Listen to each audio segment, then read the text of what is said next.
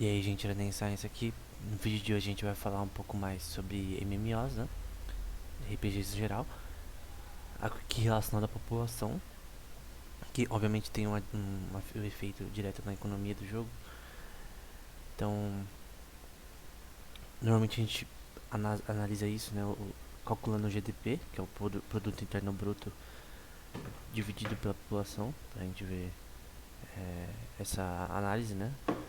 Do, da produção da economia do jogo ou do país, né?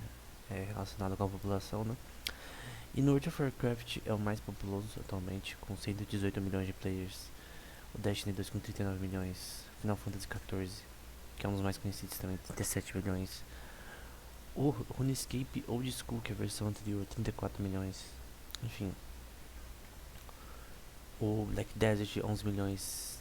Star Wars Republic, 10 milhões. Enfim. Todos esses jogos têm uma população que é relativamente grande. E eu queria comparar, que esse é o foco do vídeo, né? Essas populações com as populações na vida real, em países reais, né? Então aqui a população. Então a gente tem aqui, por exemplo, a China,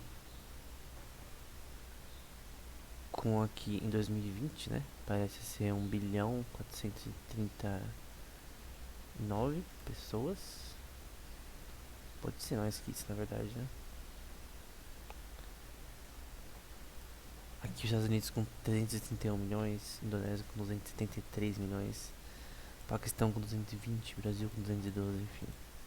Rússia com 145 milhões. Todos esses países têm um número bem maior do que esses jogos, obviamente, né? Isso é óbvio.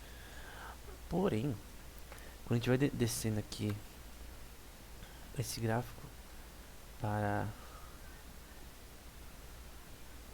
por exemplo, aqui desde da Bélgica, por exemplo, a gente vai ver que tem uma relação bem assim, os MMOs têm uma população às vezes maior do que países conhecidos, né? Então vamos lá. O próprio World of Warcraft já ganha de muitos aqui, porque ele tem 118 milhões, então ele tem mais pessoas que o México jogando o jogo, praticamente, né? Um pouquinho menos. Mais que Etiópia, mais que Filipinas, mais que o Egito. Talvez esses jogadores não sejam jogadores que jogam constantemente, mas são jogadores cadastrados, né? Então depois a gente pode ver também a lista relacionada a questão de players, tipo, nesses dias. Por exemplo, aqui está um exemplo de crescimento em jogos, por exemplo. Ragnarok Online, Dofus, enfim. Nesse caso não é um total, né? Enfim, tem que ver todas essas coisas. Porque até aqui a gente tem o crescimento anual, né? A mudança anual relacionada a alguns países. Então, opa. Então World of Warcraft é maior que muitos países, com certeza. E isso, obviamente, se esses países têm uma economia, um sistema que funciona e que gira, que cria bastante lucro, então por que não esses jogos também? Porque eles é permitido RMT, né, Real Money Trading. O dinheiro nesses jogos tem um valor real em dólar, até maior do que muitos desses países. Então isso mostra que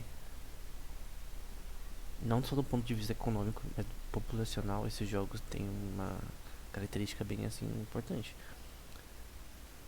O Elder Scrolls Online, por exemplo, com 20 milhões, o RuneScape com 34 milhões.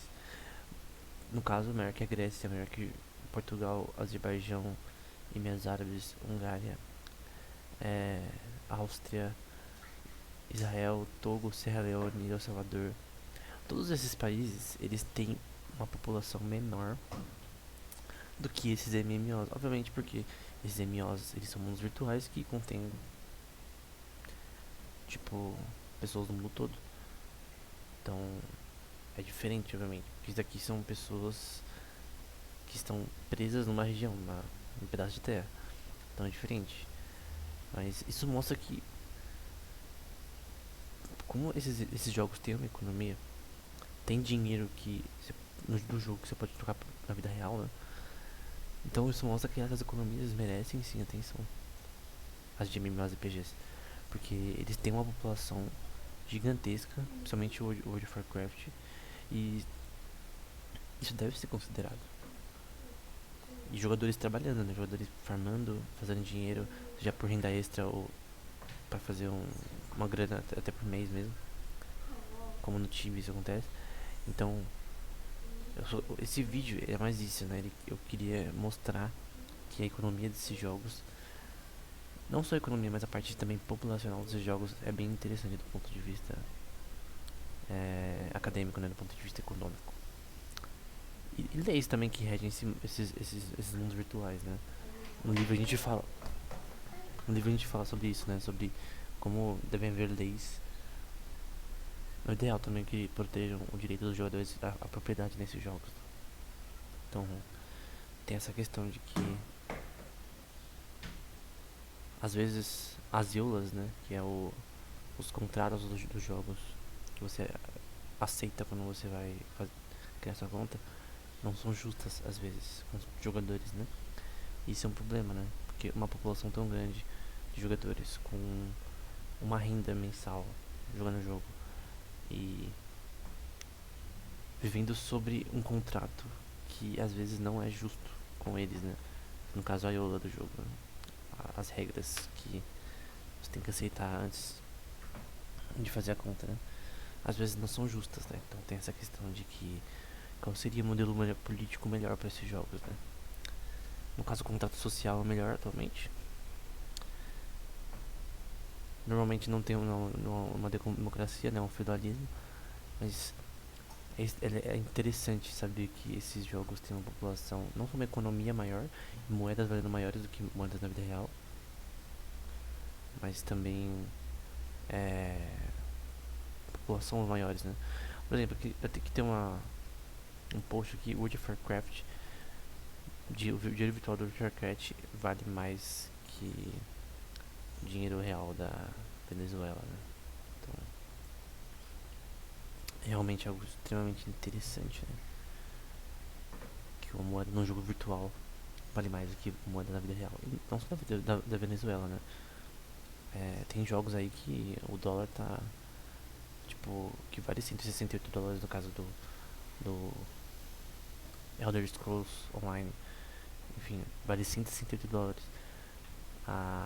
Acho que 40 milhões de moedas, enfim.